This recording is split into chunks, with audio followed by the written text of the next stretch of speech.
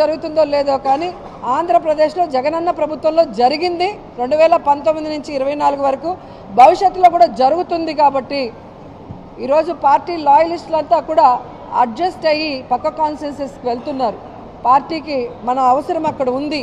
ఇప్పుడు మా మినిస్టర్ గారు ఉన్నారు, ఈరోజు గౌరవంతో పక్కకి వెళ్ళి వర్క్ చేసుకుంటున్నారు.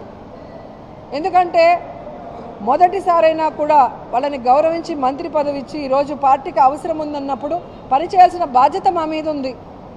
దాన్ని ఎవరో ఒకరు నెత్తిన మట్టేసేసి వాళ్ళు వీళ్ళు నియంత్రులు అంటే అది కరెక్ట్ కాదు.